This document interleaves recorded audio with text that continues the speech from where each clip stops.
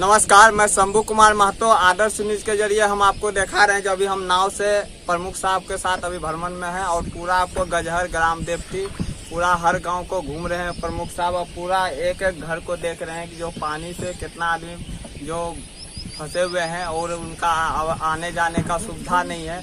उसके लिए करके उससे भी जुड़ी आपको प्रमुख साहब बात करने का भी कोशिश किए हैं और फिलहाल आपको हर एक चीज़ का जानकारी लेने का कोशिश की है जो कि राणा जी के द्वारा आज हमारे चैनल के माध्यम से वो जानकारी लिए पूछे भी हैं, वो भी आपको सुनने मिलेगा। और विस्तार रूप से प्रमुख साहब अपने हर एक बात को रखे हैं और विस्तार रूप से विभागीय तौर पर भी रखेंगे और बात भी करेंगे। जो सुविधा इनको मूल सुविधा मिलना चाहिए था जो ग्रामीण को वो मिलेगा और उसके लिए आवाज़ उठाएंगे, जो कि जिला में भी आवाज़ उठाने के लिए बिल्कुल बोल रहे हैं कि करेंगे आवाज़ उसके लिए बात। और किसान को जो क्षति हुआ है, जो धान डूब गया, फसल का लेकर के क्षतिपूर्ति मिलना चाहिए, उसके लेकर भी इनका द्वारा जो है कहना को मिलेगा, उसके लिए हम बात करेंगे कृषि विभाग का ऑफिस में भी। और उसके लिए विस्तार रूप से आपको हर एक बात का जानकारी मिलेगा जो कि हमारे चैनल के माध्यम से अगर पूरा वीडियो अगर देखते हैं तो आपको जानकारी मिलेगा जो प्रमुख साहब ने कहे। फिलहाल हमारे चैनल के साथ इसी प्रकार हम मौजूद हैं गजहर गांव में और जैसा कि आप तस्वीर में देख रहे हैं कि महानंदा बाढ़ के द्वारा भीषण बाढ़ आ गई है और तकरीबन 100 सेंटीमीटर खतरे के निशान से ऊपर महानंदा बाढ़ चल रही है। तो इस स्थिति में प्राणपुर पंचायत के 2 ऐसे गांव हैं जहां चारों तरफ महानंदा बाढ़ से घिर जाते हैं और यहां के ग्रामीणों को काफी समस्या हो जाती है। आवागमन जैसी समस्या, रहने खाने पीने की समस्या, विभिन्न तरह की समस्या। तो इस पर हम मेरे बीच प्राणपुर प्रखंड के नौजवान प्रमुख अमित कुमार शाह जी हैं जो इनके द्वारा प्राणपुर पंचायत के यहाँ के ग्रामीणों के अथक प्रयास से प्रमुख जी के द्वारा जो है स्थल निरीक्षण कराया जा रहा है। तो इसी क्रम में हम आइए बात करते हैं हमारे प्राणपुर प्रखंड के प्रमुख अमित शाह जी से। सबसे पहले आदर्श चैनल में आपका सर धन्यवाद है, नमस्कार है। सर आपसे हम जानेंगे कि प्रत्येक वर्ष ये प्राणपुर पंचायत के गजहर और ग्राम देवती एक ऐसे गांव है जो बाढ़ की महानंदा नदी के चपेट में है और प्रत्येक वर्ष इनको ये समस्या बनी रहती है। तो इन गांव के सुविधा के लिए क्या क्या उपाय हो सकता है, इनके बारे में 2 शब्द बताइए। देखिए, सर्वप्रथम तो मैं आपके चैनल का स्वागत करता हूं आदर्श न्यूज का और मैं आपको जानकारी देना चाहता हूं कि रिवर साइड में ये दोनों गांव ग्राम देवती और गजहर होने के कारण प्रत्येक वर्ष बाढ़ आता है।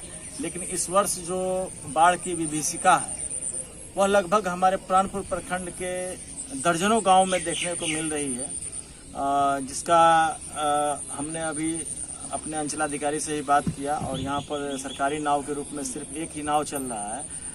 मैं आपके चैनल के माध्यम से जानकारी देना चाहता हूँ कि गजहर और ग्राम देवती दोनों गांव से लगभग 250 घर की आबादी है यहाँ पे और यहाँ पे मैंने अविलंब एक और नया नाव चलाने की मांग की है। साथ ही मैंने सीओ को कहा है कि आप इस गांव का जो गजहर और ग्राम देवती है यहाँ पे पूर्ण रूप से बाढ़ घोषित करके जो जीआर की राशि होती है अविलंब यहाँ पर देने का काम करें। साथ ही जो बाढ़ विस्थापितों को दिया जाता है वो सारा चीज यहाँ पे अवेलेबल कराया जाए। तो हम आपसे जानना चाहेंगे सर कि गजहर गेरा क्षेत्र में है गजहर ग्राम देवती, यहाँ अभी जैसे दिखा जा रहा है ग्रामीणों को बिजली की समस्या हो रही है, पानी पीने की समस्या हो रही है, खाना बनाने की समस्या हो रही है। इस पर क्या उपाय किया जाए? तो देखिए, जहाँ तक मैंने शुरू में ही आपको कहा कि रिवर साइड गांव होने के कारण समस्याएं तो बनी ही रहेंगी और उसका अस्थायी निदान अभी तो संभव है नहीं। लेकिन फिर भी सरकार की तरफ से जितना जो सहायता राशि मिलना चाहिए यहाँ के आम नागरिकों को, हम लोग हर संभव प्रयास कर रहे हैं और निश्चित रूप से जो भी बाढ़ विस्थापितों की सहायता राशि होती है वह दी जाएगी। यहाँ के ग्रामीणों के कहना है कि यहाँ हम लोग को मजबूरी है इस गांव में रहना, चूँकि इन लोग के पास जमीन नहीं है और इन लोग के पास कुछ खेती है, तो बाढ़ के भीतर जमीन नहीं रहने के कारण ये गजहर विद्यालय है और जमीन नहीं रहने के कारण मजबूरी पर ये लोग घर बना के रह रहे हैं। तो इनके लिए सरकार क्या व्यवस्था कर सकती है? निश्चित रूप से आपका यह प्रश्न बहुत ही सटीक प्रश्न है।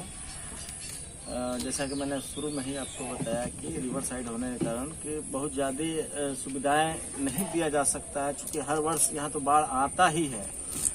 अब जैसा आप देख रहे हैं कि ये गजहर का सरकारी प्राथमिक विद्यालय है, वह भी पूर्ण रूप से पानी में डूब गया है।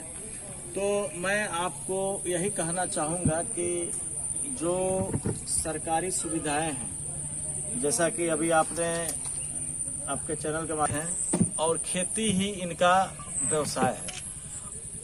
आप अपने चैनल के माध्यम से देख रहे हैं कि सारा खेती डूब चुका है, जो भी धान था वो डूब चुका है और यहाँ के लोग अभी पूर्ण रूप से बेरोजगार हो गए। तो हम लोग का यह मांग रहेगा सरकार से कि यहाँ पे जो कृषि वाला जो होता है फसल क्षति की राशि, वह सरकार यहाँ पे फसल क्षति की भी राशि दे और जीआर की राशि तो जरूर दे, क्योंकि संपूर्ण घर, सारा घर यहाँ का लगभग 250 घर सभी डूब गया है।